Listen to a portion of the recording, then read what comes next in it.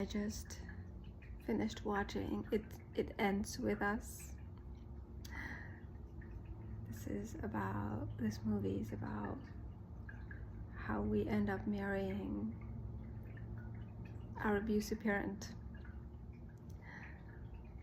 And as easy as it is to look at movies or series like others' lives and see it, right?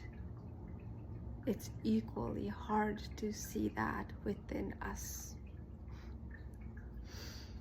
Most of us, most of our behavior, most of our actions unconsciously is directed on those unconscious patterns that we don't want to be part of, but then we end up being that.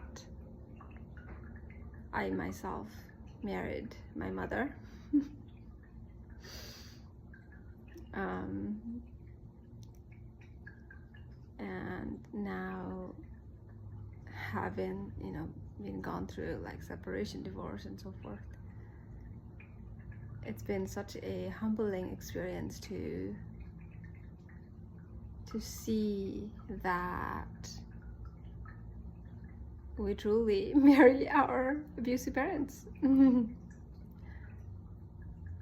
sometimes, like with our ego, right, it's like our ego wants to be right, and it's like, no, I will never be that. We can truly never say that. And when you come to a place of understanding that it's our ego wanting to know everything and has all the answers, but we don't have the answers. And it is something that's always unfolding in our life. I still will catch myself. I still catch myself sometimes repeating the patterns of my parents that I inherited. And I wish I had inherited millions and millions of dollars from my parents. No, I didn't. I inherited traumas from my parents. And the interesting thing about generational healing is that when none of your parents do the work, you carry everything from both of them. Not just one, both of them. And you can only imagine the layers and layers of trauma that you carry from both of your parents, that they carried from both of their parents. And so it's like you become this one person who is now responsible to unlearn all of them. And it's not an easy thing to do. And I feel as I talk about generational trauma a lot, generational healing a lot, and as much as, for example, last year I thought I did this painting where the title of my painting was Becoming Whole. It was actually around like June last year. Or was it a year before that?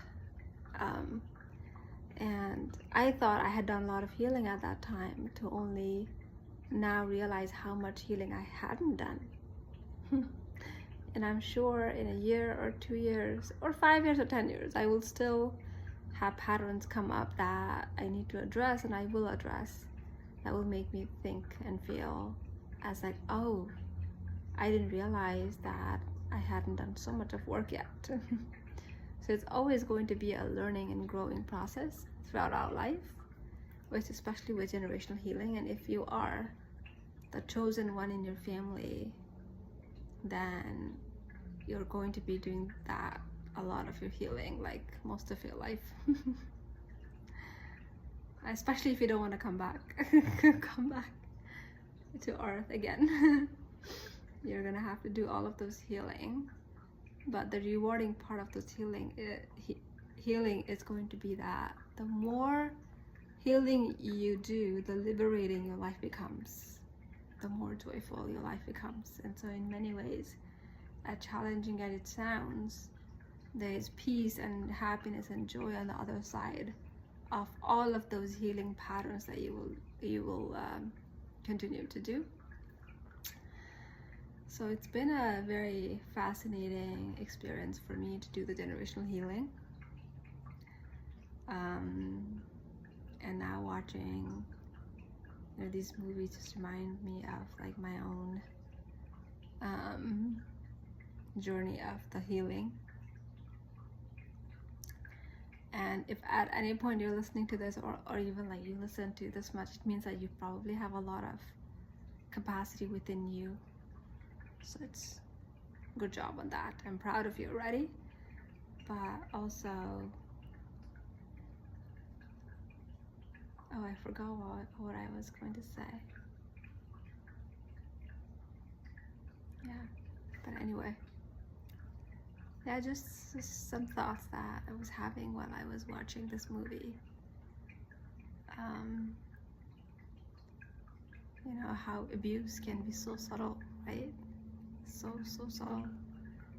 And especially when I realized like how abusive my parents were or are, and then like especially with like finding out information about my mother, that my mother has like narcissism, and then always being proud of the fact that my mother and my ex-husband were similar, and I was really proud of that.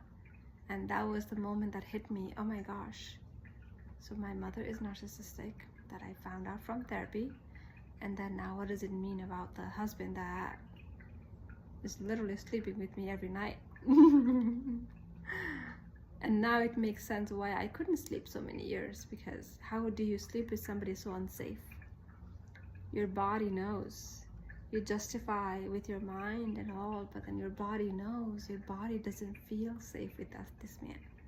And so the only way that it tries to feel safe is by staying awake, trying to make you see it that, listen, like not sleeping well isn't a good thing. But then it doesn't hit you. Like it becomes so subtle that like I didn't even realize until that I got out of my marriage that, oh my gosh, like why did I take that? Like why was I so dumb to be with this abusive man who was so subtly abusive inside and very pretentious from the outside with the world? And that's what abusive people do, is that abusive people care a lot about what other people think about them. And they are abusive inside the house, when within the four walls of safety, that's when they are the most abusive. Yeah, but also one thing that my spirits have been bringing into my attention that I am becoming aware of is the duality of things. So in order for us to experience what love feels like, we have to go through the experience of hate. And so to go through this experience of this man literally hating every part of me that he needed to diminish, needed to invalidate, like, and all of that, like I needed that experience in order to now be able to welcome and receive a love that is going to validate and love me for who I am. So the duality of experience, simply they exist in everything, really, like not just relationships, like in everything. I changed my gym location recently, and the gym that I was going to closer to my home was closer but had such dense energies. From the reception to like yoga class to like, it just felt very dense. But I didn't realize that density of that place until that I went to another affiliate of that gym. And then I realized, oh my gosh, this feels peaceful here. My body feels peaceful here.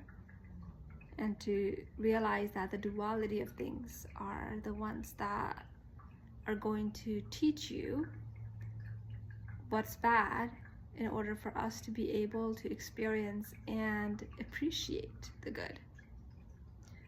So you see, the relationships, the abusive relationships we have in our life aren't just there for no reason. They are there for us to show us that this is what bad feels like.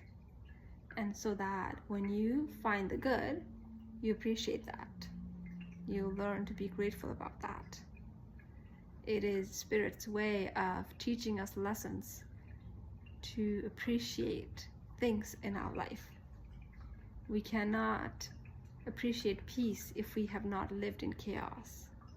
That's what has been my experience, is that I lived such a chaotic life in my whole life that now peace feels peaceful. But if I had lived peaceful, then I would probably take it for granted, because I wouldn't know what chaos feels like, so I would take that for granted. So duality of things will always exist in our life to teach us and appreciate the duality of things. That's what I am learning in literally like everything, everything. Even, for example, hair. I had such strong hair loss when I was married, and that now, like having a full head of hair, strong hair, like I really appreciate that, because I had lost a lot of my hair before, and so it makes you appreciate that. So it's the duality of things will always exist in our life. But then if we go into the energy of like, why did that happen to me, and if we stay in this victim energy, then we're never going to learn the lessons, and instead we get stuck. And which is why feeling stuck, being stuck, is a mindset. It isn't the circumstance, it is ourselves who put us in the cage of being stuck. We're not truly stuck. Anyway, lots of thoughts that I have, that I always do, that I sometimes feel as somebody maybe need to hear this.